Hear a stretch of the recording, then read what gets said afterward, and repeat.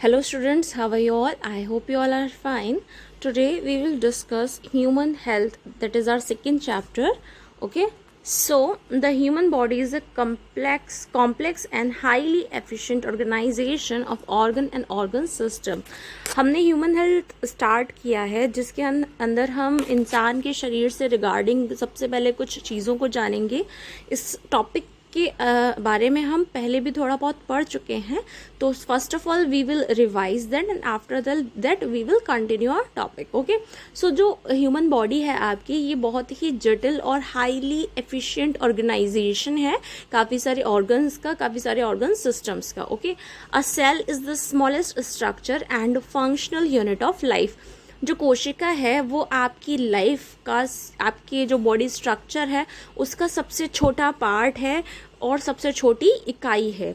अब many cells come together in a group to make tissues. काफ़ी सारे sales एक ग्रुप में मिलकर टिश्यू बनाते हैं. A particular tissue is responsible for a particular task. और हर एक पर्टिकुलर एक टिश्यू का अपना एक पर्टिकुलर काम होता है, टास्क होता है. Different type of tissues group together to make organs. और डिफरेंट टाइप के टिश्यूज आपस में मिलकर ऑर्गन्स का निर्माण करते हैं. ओके, सेल सबसे छोटी इकाई है. सेल के बाद जब काफ़ी सारे सेल मिल जाएंगे तो ये टिश्यू बनाएंगे. एंड जब काफ़ी सारे टिश्यूज आपस में मिल जाएंगे, एक ग्रुप में आ जाएंगे, तो ये क्या बनाएंगे, ये बनाएंगे फिर ऑर्गन्स. ओके, जिनका अपना एक अलग काम होता है. Okay, now here are many systems in our body, that is a respiratory system, nervous system, reproductive system, musculoskeletal system, digestive system, circulatory system, excretory system and endocrine system. ये सारे system हैं जो हमारी बॉडी में take part करते हैं and हर एक system का अपना अलग एक काम होता है. Okay, now the nutrients which we take through food are in the form of complex substances and can not be utilised by the body in complex form. यानी कि जो हम खाना खाते हैं उस खाने के अंदर काफ़ी सारे न्यूट्रिएंट्स होते हैं जो हमारी बॉडी के लिए बहुत ज़्यादा रिक्वायर्ड होते हैं. तो ये जो सब्सटेंसेस होते हैं नॉर्मली ये आपके कॉम्प्लेक्स सब्सटेंसेस में होते हैं, जटिल अवस्था में होते हैं, जिनको हमारी बॉडी इन कॉम्प्लेक्स फॉर्म को, ये जो कॉम्प्लेक्स सब्सटेंसेस हैं इन्हें कॉम्प्लेक्स फॉर्म में यूटिलाइज नहीं कर सकती है. So the system of organs and many glands which convert these complex substances into simple substances is called digestive system. तो ऑर्गन्स का वो सिस्टम या वो सारी ग्लैंड्स जो कि इन कॉम्प्लेक्स सब्सटेंसेज को कन्वर्ट कर देती हैं सिंपलर सब्सटेंस में, उन्हें इस पूरे सिस्टम को हम कहते हैं डाइजेस्टिव सिस्टम. ओके, यानी कि कॉम्प्लेक्स सब्सटेंसेज का इंटरचेंज करना सिंपल सब्सटेंसेज में is called digestive system. Okay, now the process which convert complex nutrient to simple and absorbed substance is called digestion.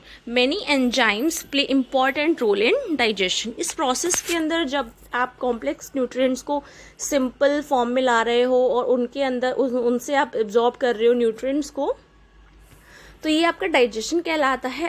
And इस डाइजेशन के अंदर काफ़ी सारे एंजाइम्स का ये अपना एक इम्पॉर्टेंट रोल होता है, महत्वपूर्ण भूमिका होती है. The digestive system is compose to an alimentary canal, some accessory gland and organs. ये जो डाइजेस्टिव सिस्टम होता है ये आपका स्टार्ट होता है एलिमेंट्री कैनल से, और इसके अंदर काफ़ी सारी एसेसरीज जो ग्लैंड्स होते हैं, जो ऑर्गन्स होते हैं, वो भाग लेते हैं.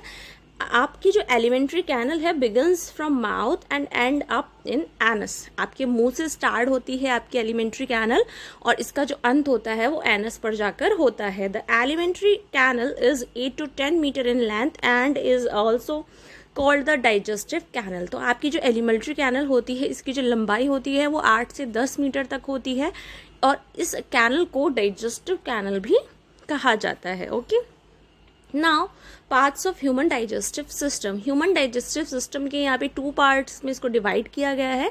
First is organs and second is glands. Okay, तो ऑर्गन्स में आते हैं आपके mouth, pharynx, oesophagus, stomach, small intestine, large intestine and rectum. Okay, and in glands here come salivary glands, liver and pancreas. Okay, now we will discuss some main functions of alimentary canal. हमने सबसे पहले देखा कि खाने की जो starting हो रही है, खाना जहाँ सबसे पहले हमारी बॉडी के अंदर जा रहा है, वो है एलिमेंट्री कैनल, डाइजेस्टिव कैनल। तो इसके क्या फंक्शंस होते हैं? So functions of alimentary canal is firstly to simplify the constituents of body food. Food के जो कॉन्स्टिट्यूएंट्स होते हैं, इसके अंदर जो आपके न्यूट्रिएंट्स होते हैं जो कॉम्प्लेक्स फॉर्म में होते हैं, उनको सिंप्लीफाई करना, जिससे कि बॉडी के अंदर वो आसानी से जा सके। Absorption of simplified constituent of food, food के जो सिंप्लीफाइड कॉन्स्टिट्यूएंट हैं उनको एब्जॉर्ब करना, जो कि हमारी बॉडी के लिए बहुत ज़्यादा एसेंशियल हैं, बहुत ज़्यादा रिक्वायर्ड है। And last one is removal of undigested food and waste from body. जो भी आपका अनडाइजेस्टेड फूड है, जो आपकी बॉडी डाइजेस्ट नहीं कर पा रही है, या फिर जो अदर वेस्ट है, यानी कि जितने भी न्यूट्रिएंट्स एब्जॉर्ब करने के बाद अब जो वेस्ट बचा है जो हमारी बॉडी के लिए रिक्वायर्ड नहीं है, जिसको हमें अपनी बॉडी से बाहर निकालना है, तो वो काम भी आपका एलिमेंट्री कैनल करती है। Okay, now mouth.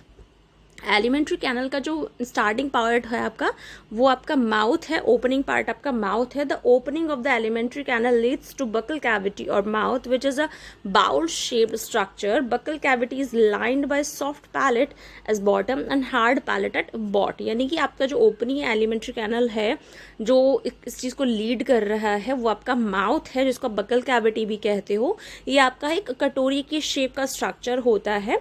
एंड जो आपकी बकल कैविटी है, वो आपकी जो बॉटम में पार्ट होता है वो आपका सॉफ्ट पार्ट होता है, एंड जो आप ऊपर का टॉप का पार्ट होता है वो आपका हार्ड पार्ट होता है। आप अपनी टंग को भी इधर उधर हिला के देखो, तो जब आप अपने मुंह के अंदर देखोगे ऊपर पार्ट पे आप टच कराओगे तो वो हार्ड पार्ट फील होगा, एंड जब आप नीचे पार्ट में उसे टच कराओगे आपको सॉफ्ट पार्ट फील होगा। Okay, there is a muscular tongue which is highly flexible and can move in almost all direction.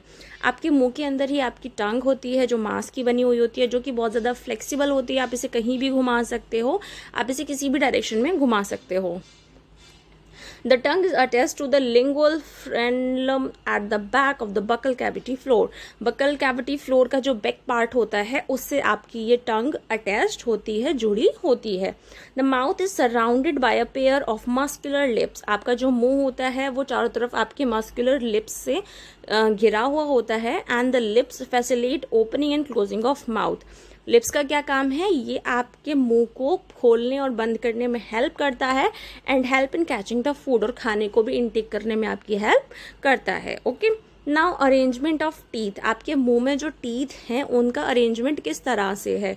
There are 16 teeth in each jaw. आपके हर एक जबड़े में 16 दांत पाए जाते हैं। इस तरह से टोटल टीथ कितने हो गए आपके? 32। तो एक नॉर्मल इंसान के मुंह में कितने दांत होते हैं? 32 टीथ होते हैं।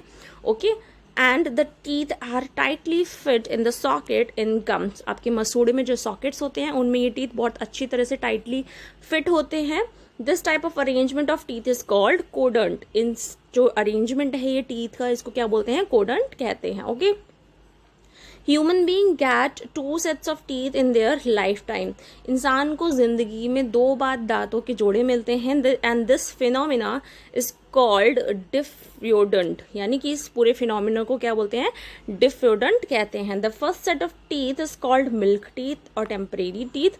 जो सबसे पहले जोड़ी मिलती है इंसान को वो उसके दूध के दांत होते हैं। जब वो when a child gets milk teeth at about 6 months of age, यानी कि 6 महीने की आयु से बच्चे के दूध के दांत आना शुरू हो जाते हैं, and these are replaced by permanent teeth between 6 to 12 years of age. और ये जो बच्चों के टेम्परेरी टीथ हैं, मिल्क टीथ हैं, ये आपके परमानेंट टीथ से रिप्लेस हो जाते हैं, यानी कि 6 to 12 ईयर की एज में परमानेंट टीथ आना शुरू हो जाते हैं। Okay, now types of teeth. अब जो आपके ये दांत हैं वो कितने प्रकार के होते हैं? Okay, so there are 4 types of teeth in human being. इंसान के अंदर जो टीथ होते हैं वो टोटली 4 प्रकार के होते हैं। Incisors, canine, premolars and molars. So firstly we will see incisors. Incisors क्या होते हैं? So these are at the front of jaw with 4 teeth in each jaw. यानी कि आपके सामने के जो टीथ होते हैं वो इंसीजर्स होते हैं, यानी कि 4 ऊपर के एंड 4 नीचे के। Okay, they are also called cutting teeth. इनको हम कटिंग टीथ भी कहते हैं because we used for cutting of food को काटने में, या कोई भी चीज़ हम खा रहे हैं उसको काटने में इनका यूज़ होता है। Okay, these teeth come up when the child is about 6 month old. ये दांत कब आना शुरू होते हैं? जब एक बच्चा 6 महीने का होता है, तब ये आगे के इंसीजर्स आना शुरू होते हैं। Okay, second one is canine. Canine क्या होते हैं? These teeth come after incisor in sequence, यानी कि ये सीक्वेंस में बच्चों के दांत आते हैं, पहले इंसीजर आते हैं, फिर कैनाइन आते हैं, फिर प्री मोलर्स आते हैं, देन मोलर्स। तो कैनाइन कब आते हैं? कैनाइन आपके आते हैं after incisors. Each jaw has 2 canine teeth. हर एक जॉ में, हर एक जबड़े में 2 कैनाइन टीथ होते हैं। These teeth come up at the age of 16 to 20 month. जब बच्चा 16 से 20 महीने का होता है तब ये दांत आना शुरू होते हैं। Canine teeth are meant for tearing and flesh and cracking the bones or hard nut। यानी कि आप कोई भी हार्ड नट, कोई लाइक बादाम खा रहे हो, अखरोट खा रहे हो, या अगर आप नॉन वेजिटेरियन हो तो आप अगर बोन्स क्रैक कर रहे हो, तो ये जो आपके कैनाइन टीथ हैं ये फ्लैश को फाड़ने में, क्रैक करने में हेल्पफुल होते हैं। Okay, now premolars. These teeth help in course grinding of food. Premolars का जो मेन काम होता है वो खाने को अच्छे से चबाने का होता है। Okay, these teeth fully developed at the age of 10 to 11 years. जब बच्चा 10 से 11 साल का हो जाता है तो ये दांत बहुत अच्छी तरीके से डेवलप हो जाते हैं। Okay, and there are 4 premolars teeth in each jaw. और हर एक जबड़े में, हर एक जॉ में 4 प्रीमोलर्स टीथ होते हैं। Okay, now molars. मोलर्स क्या होते हैं? These teeth facilitate fine grinding of food. इनका काम भी क्या होता है? बहुत अच्छे से फूड को ग्राइंड करना।